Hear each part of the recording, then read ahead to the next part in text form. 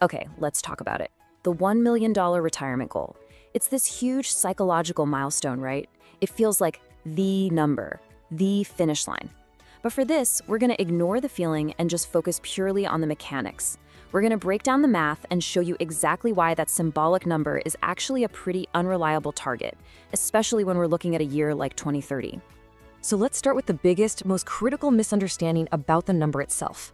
The fantasy is, living a millionaire lifestyle, but the function of that money is completely different.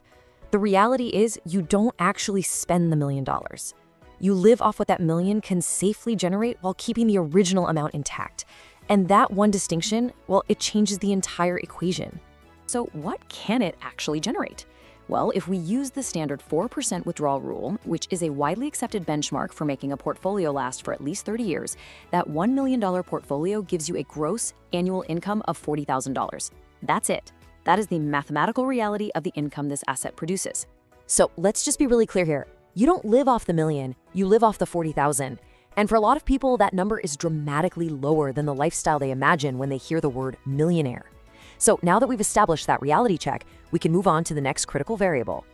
And this right here brings us to the core of the problem. A fixed income of $40,000 is one thing today, but its value is absolutely not constant over time. There's this silent variable that is actively eroding the real value of your capital every single year, whether you notice it or not. And that variable, it's inflation, of course. For this analysis, we're going to focus on core CPI and use a pretty conservative 3% annual rate, which is right in line with economic data from 2024 and 2025. Just think of this as a 3% headwind your money has to fight against every single year, just to stand still.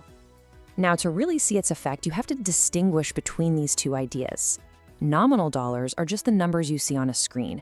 $40,000 is $40,000. Simple. But real dollars, or purchasing power, that measures what those dollars can actually buy. And when it comes to your actual lifestyle, purchasing power is the only metric that matters. Okay, so let's actually track the real purchasing power of this $40,000 annual income. We'll start with today, and we'll project it forward year by year with that 3% inflation rate just chipping away at its value as we get closer and closer to 2030.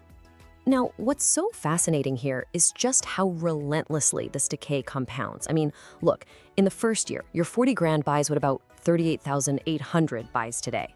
The next year, it's 3% less than that. It's this slow, steady, and mathematically certain decline. Every year, that same fixed withdrawal buys you less and less of the real world. And here's where we land. By the start of 2030, after just 6 years, your original $40,000 income will only have the purchasing power of about $33,500 in today's terms. That demonstrates the absolute mathematical certainty of value erosion. You're still pulling out the same number of dollars, but your lifestyle has been quietly downgraded by almost 17%. So if $1 million is an unreliable, symbolic milestone that literally decays over time, what do we do? Well, it means we need to replace the symbol with a system. Let's take a look at a much better framework for planning. The superior target is your freedom number. Now, this is not some generic round number that sounds good. It's a mathematical calculation, and it's based on the single most important variable there is, your specific actual lifestyle costs. This formula, which is really just the inverse of that 4% rule, tells you exactly how much capital you need to generate the income that funds your life. And the process to get there is a really simple two-step system. First, you have to get a precise, data-driven understanding of your annual cost of living. No guessing. Second, you just apply the formula to that number. So if your annual expenses are $60,000, your freedom number is $1.5 million. If they're $80,000, it's $2 million. The math gives you the clarity. And the crucial takeaway here is this. By adopting this method, you replace a passive, symbolic goal with an active system of calculation and adjustment. And that is a fundamental difference between hoping a number will be enough and building a functional plan that is actually engineered to be enough. So this brings us to the final question.